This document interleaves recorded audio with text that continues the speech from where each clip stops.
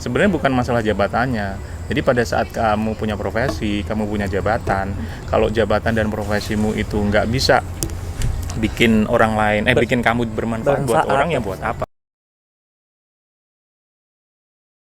Salam Mangrover. Halo teman-teman, kembali lagi di YouTube-nya Kesemat. Menyambut hari jadi Masih Kesemat, dalam ya. menyambut Bentar hari lagi. jadi Kesemat ke-20 tahun. Kali ini kita akan berbincang-bincang bersama salah satu tokoh penting di Kesemat nih, Zia. Mas Aris. Mas Aris lah, Mas Aris Priyono. Yeay. Nah, gue. kali ini kami udah bersama tokoh yang tentunya nggak asing bagi anak-anak Kesemat yang Iya. nggak Iya, tiap hari bersama Mas Aris ini selalu menemani Mas Aris tiap hari. Iya. Oh iya, sebelumnya teman-teman perkenalkan dulu, nama saya Anggoro dan Nama saya Hani Fauzia. nyata asing lagi Mas Aris Gak asing Priyono kayak apa? gitu. Gak asing apa sih? Asing. Nah, Terus? Ya jadi Mas Namanya Aris Priyono apa? ini kalau saya sama Zia itu manggilnya Dedi gitu ya. Jadi kalau saya nanti manggil Ded gitu ya dimaklumi ya. Karena kita anaknya gitu. gimana Mas Aris? Apa kabarnya Mas? Baik. Mau Sehat, nanya-nanya Mas? apa ini Aduh. kalian sore ini? Nanya-nanya seputar Kesemat aja Mas. Iya Kan sih, ini benar. kan Kesemat udah spesial banget nih 20 tahun.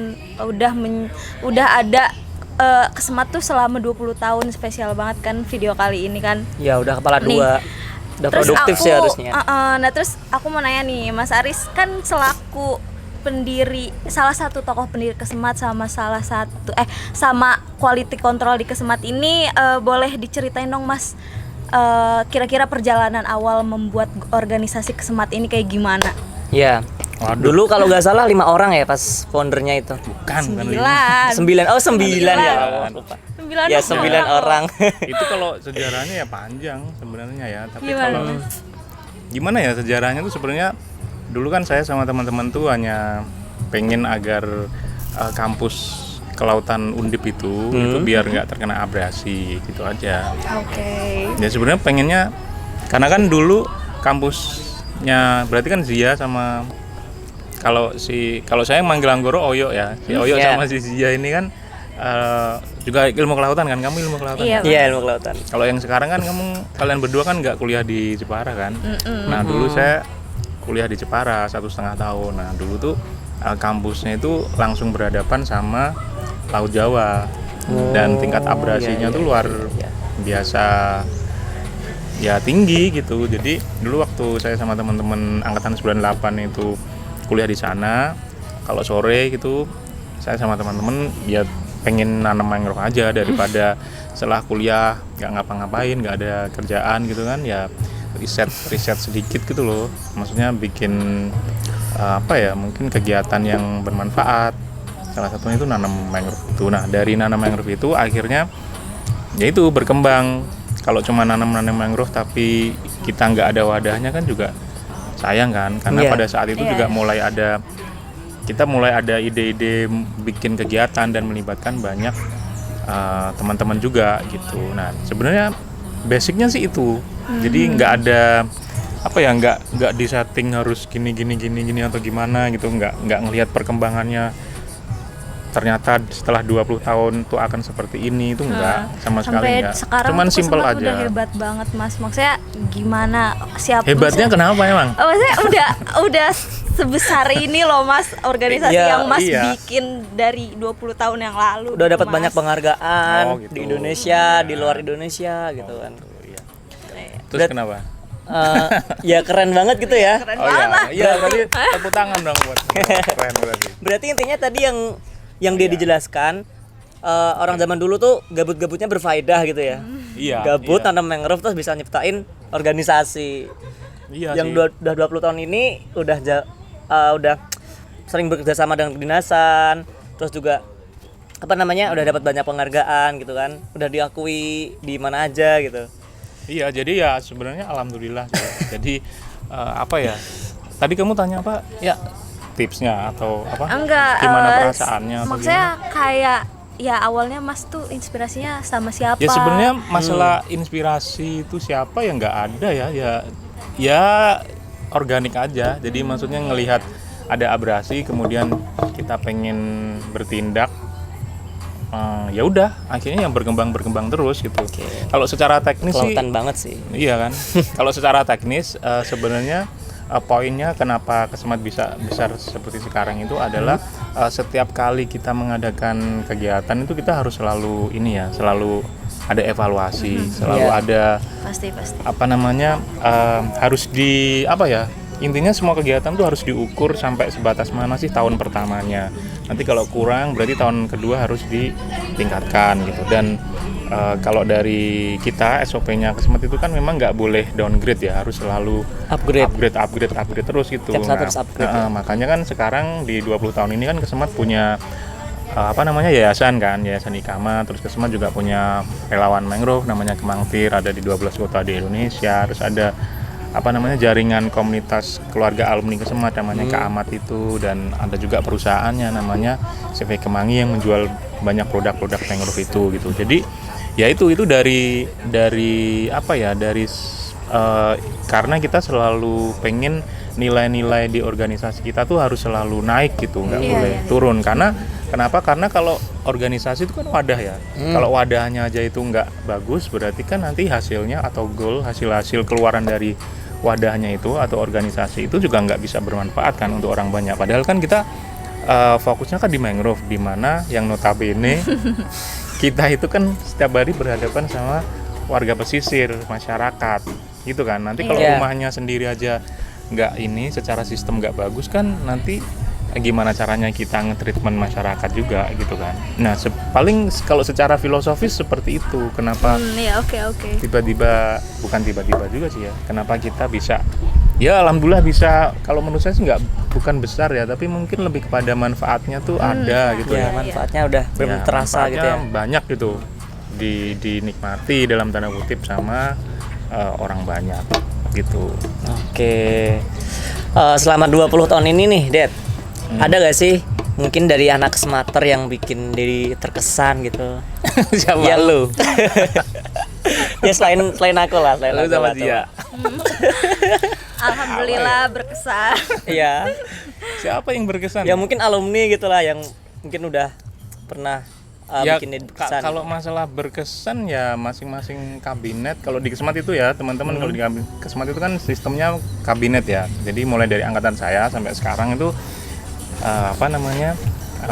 Kesemat itu konsepnya presiden dan menteri-menterinya, makanya kita nyebutnya kabinet gitu. Kalau person by person kayaknya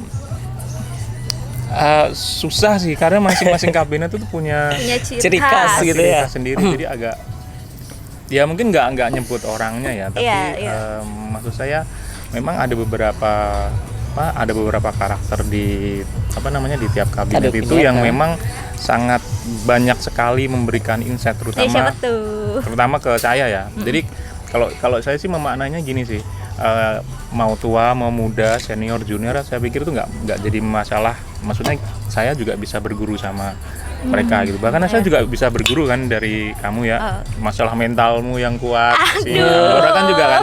Dia ini kan selebgram ya. Jadi ya saya juga banyak belajar juga kan dari dia gitu. Gimana caranya maintain konten-kontennya gitu. Jadi ya gitu. Kalau saya sih lebih kepada menariknya karena di tiap kabinet itu pasti saya ketemu sama orang-orang karakter-karakter yang bisa memberikan banyak insight baru gitu. Dan itu relate-nya tuh ke kegiatannya Kesemat sih sebenarnya. Ada beberapa karakter yang bisa contohnya membuat program, membuat ADART itu sendiri gitu. Jadi undang-undangnya Kesemat sekarang itu sebenarnya ada satu karakter dulu yang bikin itu sendiri, tiba-tiba dia ketemu sama saya, Mas ini sudah saya bikin gitu, silakan di forumin itu. Itu luar biasa kalau menurut saya. Jadi ada beberapa alumni Kesemat itu yang karakternya tuh seperti itu. Dan nggak hanya itu, ada lagi, jadi nanti ada yang pinter banget ngelobi gitu. Jadi ngelobinya tuh nggak hanya dari nggak hanya dari tingkat fakultas, tapi sampai ke kementerian gitu. Dan itu bagi saya itu emes banget dengan usianya yang ya mungkin sekalian ya. Ya, waktu kan itu masih semester 5, gitu kan. 6, 7, 3, 5, 6, 7 gitu tuh sudah bisa punya skill lobby yang begitu hebat kalau menurut saya. Nah, saya ketemu sama banyak karakter-karakter ada berapa, berarti udah ribuan orang ya, udah 24 tahun. Ribuan. Dan itu ya saya kalau saya pribadi ya bersyukurnya tuh di situ. Saya ketemu banyak yang apa ya, anak-anak muda gitu sih, Ya. yang umurnya juga di bawah saya, tapi maksudnya Bisa memberikan pengalamannya banyak tuh mungkin insight bisa gitu ya. lebih jauh dari saya gitu. I see. Terus Ya. kemudian cara dia menghadapi masalah itu juga ada yang sangat cool gitu. Itu juga luar biasa. Jadi nggak apa ya, nggak asal ada masalah kemudian dia ninggalin apa nggak ada solusinya gitu. Itu ya kayak gitulah. Jadi bukan orangnya sih, aku lebih Alah. tertarik mungkin ininya ya, karakter personnya itu Hmm. ya bagi saya hebat-hebat gitu anak-anak Kesemat itu. Makanya kalau nggak ada mereka, ya nggak ada kalian berdua juga kan, Kesemat juga nggak akan hebat seperti sekarang kan gitu. Bener kan? Iya. Iyalah. Bener Jadi- kan Tasya? Di belakang layar ada Tasya sama Dia. dia. Ya Mas, kan Aduh, nih selama 20 tahun ini kan Mas selalu nemenin Kesemat kan ya. Terus Ya. apa sih, aku penasaran aja, apa sih hal momen-momen paling sulit atau rintangan apa sih yang Mas rasakan ketika bersama Kesemat dan Kesemater selama 20 tahun ini? Wah, ini jawabnya yang gimana nih jawabnya? Kalau saya jawabnya lebih ke filosofis ya. Saya itu tantangan terberatnya tuh pada saat ada teman-teman Kesemat itu yang nggak mau upgrade. Itu yang tantangan terberat saya sebenarnya. Alright. Jadi Yes. saya kan Gimana ketemu tuh, sama Mas? banyak karakter ya. Ada Iya. yang mau upgrade. Jadi ya? saya harus meyakinkan kalau mereka tuh contohnya kalian tuh bisa ngelobi gitu. Terus awalnya dia pemalu gitu ya. Kamu tuh bisa bicara gitu. Terus dia contohnya dulu nggak bisa ngonsep, takut gitu. Kamu tuh sebenarnya bisa ngonsep gitu. Nah, tantangan terberatku tuh sebenarnya lebih ke situ ya. Jadi gimana caranya bisa nge-treat orang bahwa dia tuh sebenarnya tuh mampu gitu. Tapi balik lagi kadang dia kan ya mungkin fasenya kan dari SMA ke itu ya, ke kuliah ya. Kuliah, Yang notabene kan usianya kan juga seperti saya dulu. Jadi Ya, kan masih saya dulu labil juga lah, pemalu banget. Jadi saya bisa ngomong panjang seperti ini kan juga dari proses di Kesemat juga, Kesemat. tumbuh di Kesemat gitu. Nah, dari situ tuh akhirnya saya kalau ada pertanyaan tantangan terberatnya tuh seperti apa ya, seperti itu. Gimana caranya meyakinkan orang bahwa sebenarnya dia tuh bisa bertanggung jawab, dia tuh bisa mandiri, dia tuh bisa besar, dia tuh punya kemampuan yang besar, tapi dia tuh nggak pede, atau bahkan dia tuh sama sekali tidak apa ya, mengetahui atau mungkin mengerti bahwa dia tuh punya Nggak, kemampuan iya. sehebat itu. punya gitu. potensi hebat gitu. Iya, punya yang masih potensi terpendam dan potensi belum hebat itu. dikeluarkan gitu kan. Iya, dan itu sebenarnya tantangan terbesar saya tuh seperti itu kalau kepada Memberikan selama potensi. mendampingi Kesemat itu. Jadi Anak-anak. sebenarnya bukan masalah programnya yang susah atau masalah ketemu masyarakat atau gimana itu. Iya, Saya pikir iya. enggak sih. Kalau itu lebih kepada teknis ya. Kalau ketemu masyarakat ya nanti jawabnya ya, kalau ketemu masyarakat pertama karena kita belum kenal ya susah. Tapi kalau nanti pendekatan ke masyarakatnya sering, kita kan sekarang punya warga binaan juga. Iya Mas. Nah, saya pikir ya gampang-gampang aja gitu asalkan kita sudah kenal. Iya. Nah, yang paling susah tuh di internalnya Kesemat sendiri. I see. Contohnya kayak sekarang nih, saya lihat Zia nih gitu ya. Kamu tuh pinter ngomong Zia. Kamu harusnya setelah ini kamu bisa apa namanya? Ngelamar jadi contohnya announcer Metro TV atau ini Wah. kayak Mbak Tasya. Tasya. Dia tuh kan pintar nulis nih. Dia tuh kalau nulis bagus. Nah, gimana caranya meyakinkan dia untuk setelah ini lu harus jadi jurnalis gitu. Tapi kan kadang Menyadarkan dari diri kita sendiri gitu ya Mas. iya dari kamunya atau mungkin dari Mbak Tasya kan kayak masa sih gitu. Nah, tantangannya tuh sebenarnya itu. Nah, pada saat kemudian kenapa saya bilang tantangannya terberatnya seperti itu, karena kalau istilahnya SDM-nya Kesemat itu sudah pede, berarti kan nanti pada saat dia terjun langsung ke masyarakat kan lebih gampang. Iya, iya. Nah, saya mikirnya ke situ. Jadi treatment pertama yang harus selama ini saya mendampingi Kesemat itu adalah saya harus selalu bisa mendampingi dan meyakinkan diri dari Kesematernya sendiri bahwa dia tuh punya potensi itu, dan jangan pernah menyia-nyiakan potensi itu gitu. Makanya saya pendekatannya ke setiap Kesemater kan pasti berbeda ya. Kalau sama Anggoro pendekatannya ya Oyo gitu. Kalau sama Zia saya nyebutnya Zia gitu. Nanti sama lainnya siapa gitu. Jadi seperti itu. Jadi sebenarnya proses pendampingan saya di Kesemat itu seperti itu gitu. Dan alhamdulillah dengan konsep seperti itu ya alumni Kesemat tuh hebat sih sekarang. udah ada di 5 Kelihatan benua, banget sih. Cuma berdua. S2, S1, ada yang di kementerian. kementerian, wirausahanya juga banyak sukses. Pokoknya semuanya sukses lah. Gitu dengan latar belakang profesinya masing-masing gitu. Ya, bentar ya, Det, saya lihat catatan dulu. Caranya Iya, lihat. soalnya ada yang lupa gitu kan apa yang Namanya udah juga tanyakan. manusia. Iya, oke. Apa? Nah ini, apa sih yang membuat Dedi bangga dengan Kesemat dan membuat Dedi tuh dapat bertahan terus dengan Kesemater yang mana tiap tahunnya tuh bergonta-ganti gitu kan, gonta-ganti karakter, gonta-ganti sifat. Oh, iya. Ganti orang. Berarti pertanyaannya yang pertama tadi apa? Kenapa? Bisa bertahan bangga dengan Kesemat. Oh, gitu. kalau bangga tuh ya balik lagi ke tadi. Jadi karena kan saya dididik di keluarga yang bapak sama ibu saya itu apa ya? Yang nggak terlalu ini ya. Istilahnya nggak terlalu menuntut saya untuk jadi A, B, C, D, E, tapi dia cuman pesennya jadi orang yang bermanfaat. Pada saat Pendidikan yang bagus, mereka itu apa namanya bilangnya untuk bermanfaat, saya mikirnya gini, kalau kita apa namanya bisa bermanfaat untuk 1 orang berarti baik, untuk 2 orang berarti baik-baik, untuk 3 orang berarti ya baik. Nah, semakin banyak orang yang kita kasih manfaat, berarti kan saya pikir ya itu tujuan dari orang tua melahirkan saya gitu. Jadi dia nggak menyebut lu harus jadi presiden, lu harus jadi PNS, lu harus jadi wirausaha, semuanya tuh pasti sukses gitu. Tapi sebenarnya bukan masalah jabatannya. Jadi pada saat kamu punya profesi, kamu punya jabatan, kalau jabatan dan profesimu itu nggak bisa bikin orang lain, bikin kamu bermanfaat buat orang, ya buat apa? Kalau contohnya kamu PNS, tapi kamu korupsi, ya buat apa? Kamu pengusaha yang curang, itu ya buat apa juga? Jadi nggak ke situ arahnya. Nah, saya kenapa tetap bertahan di Kesemat, ya itu sebenarnya saya pikir Kesemat itu punya banyak sekali manfaat gitu. Kita kan punya banyak afiliasi ya, afiliasinya Kesemat kan banyak banget ya.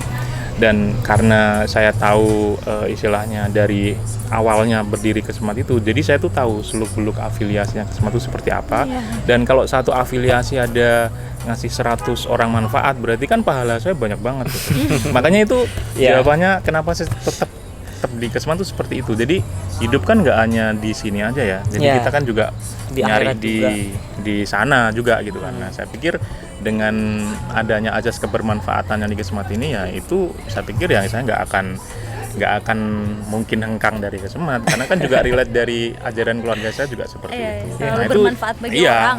Jadi saya nyari sistem atau wadah atau apapun itu namanya yang bisa ngasih saya mengeksplorasi ke azas kebermanfaatan itu.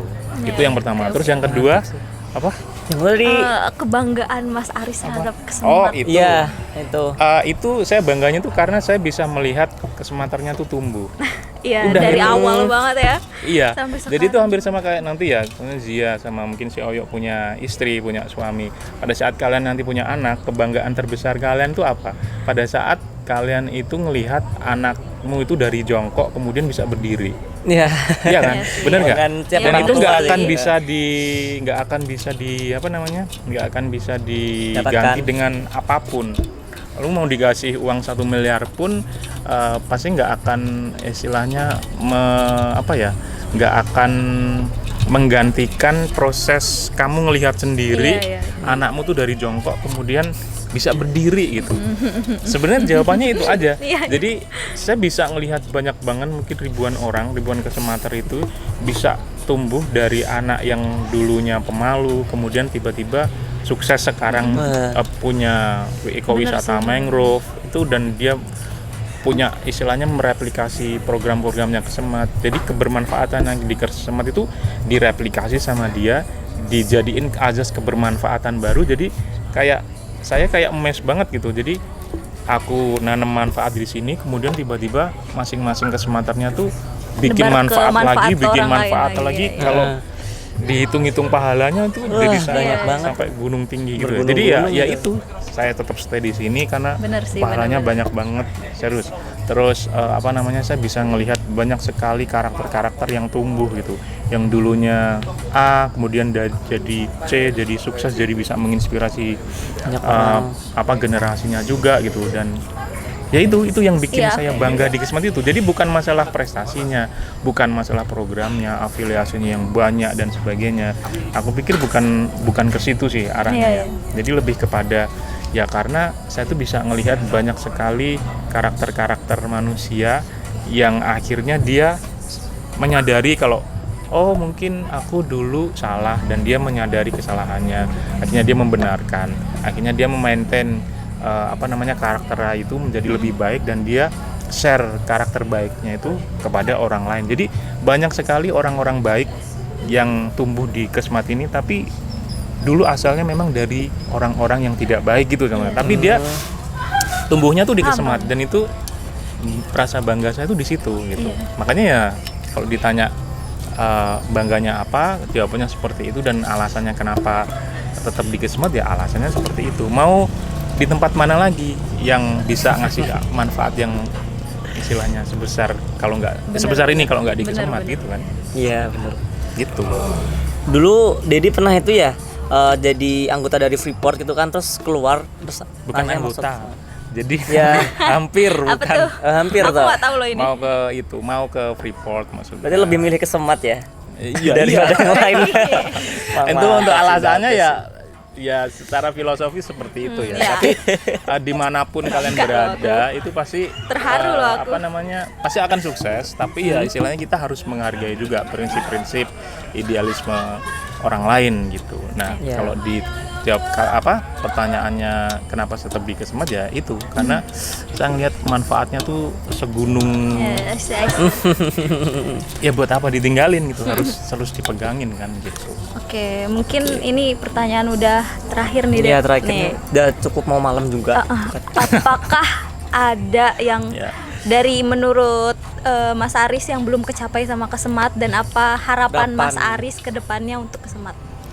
Yang dicapai apa lagi ya? Yang dicapai saya pikir tinggal memaintain aja ya. Jadi maksudnya memaintain semuanya itu agar asas kebermanfaatnya itu selalu direplikasi sama Tiap Kesmater. sama Kesmater juga, sama afiliasinya juga gitu. Jadi maksudnya kayak program-programnya Kesmat itu bisa direplikasi ke Mangtir. Mangtir kan sekarang ada 12 kota ya di Indonesia. Itu bisa direplikasi. Jadi maksudnya program-program yang baik, nilai-nilai yang baik itu bisa sampai ke Bengkalis, bisa sampai ke Malang, bisa sampai ke mana lagi Semarang, bisa sampai di Semarang sini, kemudian bisa sampai ke Tangerang, ke Serang, bisa sampai ke Jakarta. Mungkin itu ya, jadi proses replikasinya. Dan yang kedua itu ya itu tadi saya pikir nggak usah terlalu mikirin ini kalau kita bikin program ini nanti akan dapat penghargaan ini dan sebagainya gitu. Jadi nggak usah fokus, jangan pernah mikir penghargaannya, karena bagi saya itu penghargaan itu kan hanya bonus ya. Ya. Bonus dari usaha kita untuk fokus istilahnya menyelamatkan mangrove itu secara tim gitu. Nah lebih ke itu aja sebenarnya. Jadi ya nggak ada itu yang muluk-muluk sih sebenarnya. Untuk yang sekarang udah sangat bersyukur gitu, apalagi yang mau dicapai di masa mendatang. Orang kita sekarang udah dapat semuanya alhamdulillah ya, mulai dari tingkat fakultas sampai dengan Tingkat ASEAN bahkan kita udah dapat. Kalau kita pengen sampai ke luar negeri, mau sampai keluar angkasa gitu, ya nggak ke situ arahnya. Jadi ya tinggal maintain aja, kemudian kalau istilahnya ada teman-teman lain yang pengen istilahnya ikut dalam program kita, ya kita saling berbagi. Atau mungkin ada beberapa teman-teman atau organisasi lain yang pengen istilahnya gimana sih cara Kesmat ngembangin organisasinya, nilai-nilainya, ya kita memperbanyak berbagi aja asas gitu. kebermanfaatan. Membagi kebermanfaatan kepada mereka gitu. Jadi kalau ditanya apalagi sih, saya pikir enggak lah, untuk yang sekarang udah sangat bersyukur ya, karena ya syukur itu kan paling tinggi ya, yang tingkatan dia paling tinggi, tingkatan dari manusia gitu. Kalau ditanya apalagi ya nggak ada, untuk maintain sama bersyukur aja gitu, udah itu aja.